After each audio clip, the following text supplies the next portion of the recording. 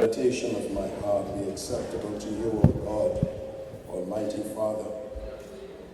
The hand of the Lord was on me, and he brought me out by the Spirit of the Lord and set me in the middle of the valley. It was full of bones. He led me back and forth among them, and I saw a great many bones on the floor of the valley, bones that were very dry. And he asked me, Son of man, can these bones live? I said, Sovereign Lord, you alone know. Then he said, Prophesy to these bones and say to them, Dry bones, hear the word of the Lord. This is what the sovereign Lord say to these bones. I will make breath enter you. You will come to life. I will attach tendons to you and make flesh come upon you and cover you with skin. I will put breath in you. You will come to life. Then you will know that I am the Lord. Father, thank you for your word. Thank you for your grace. You are the Almighty, everlasting Father. You are declared in Psalms 90, from everlasting to everlasting, you are God.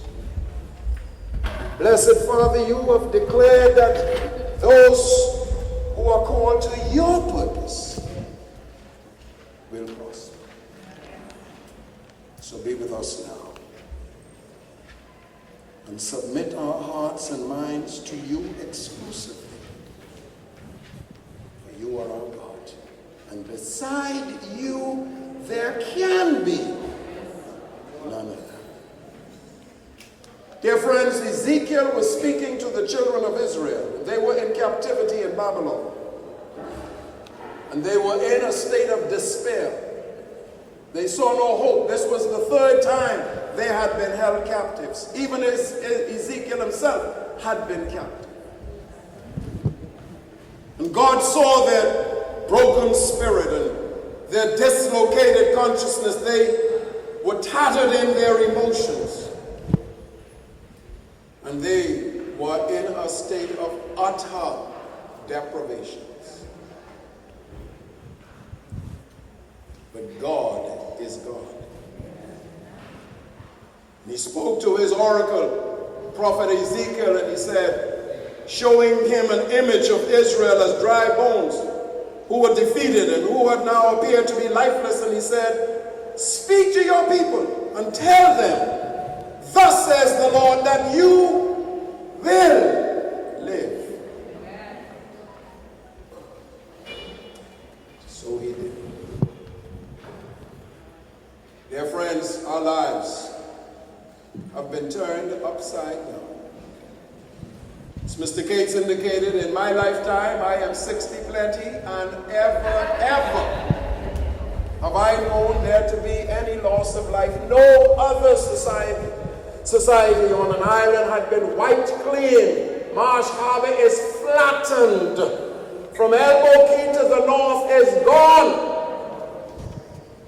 Hundreds have gone on to their eternal reward, swept away, snatched out of the life-giving breath of God to return to him, the house of the Father.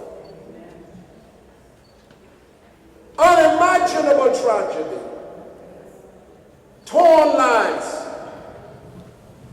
perpetually dislocated, given to a torturous spirit, their emotions raw with vengeance, anger, frustration, hunger, and hopelessness.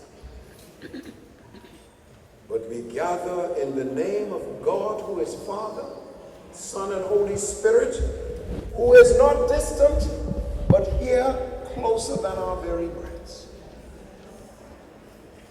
And in this God, we rest and move and have our beings.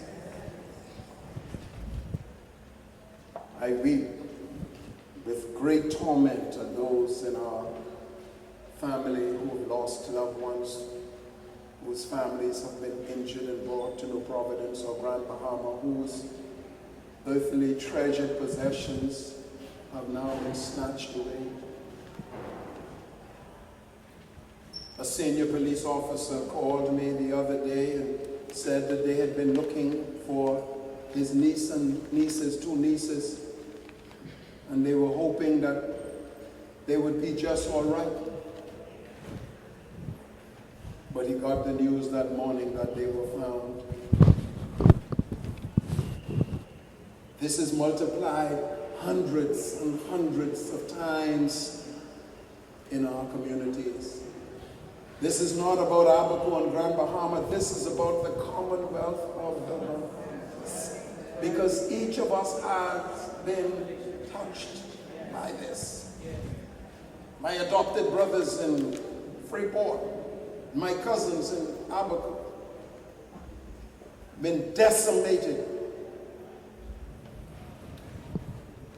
twisted in their outlook. Angry as to why, God, can you permit this? What have we in Grand Bahama and Abaco done to warrant the visitation of your wrath?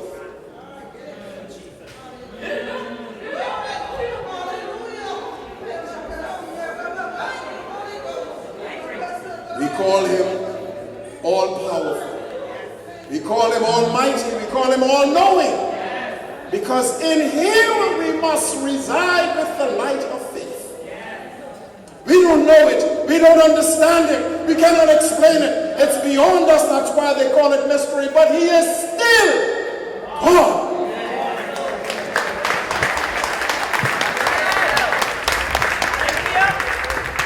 As Brother Job says, though they slay me, yet will I question.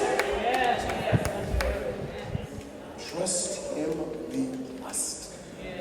Because, beloved, we will return bigger and better.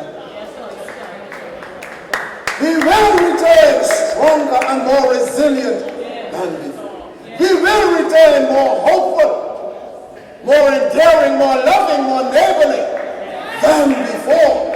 Because God has visited us and he has shown us who is in charge. He alone is God.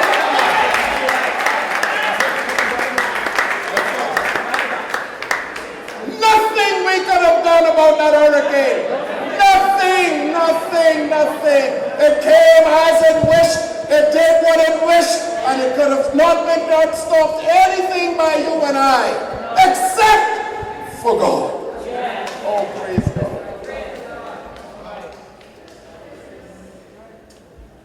So in this time, in this moment, in this space, when we are neighbor and comforter to all, let us gather our hearts and our minds in solidarity with our brothers and sisters. Let me say one thing, believe, my dear brothers. Doesn't matter who they are. In them is the spark of the divine. Does not matter. There is no space, place for discrimination. Black, no white. Brown or yellow. Nationality or ethnicity. Tall or short. Skinny or fat. They are God's anointed. And through the tether of divinity, we are one.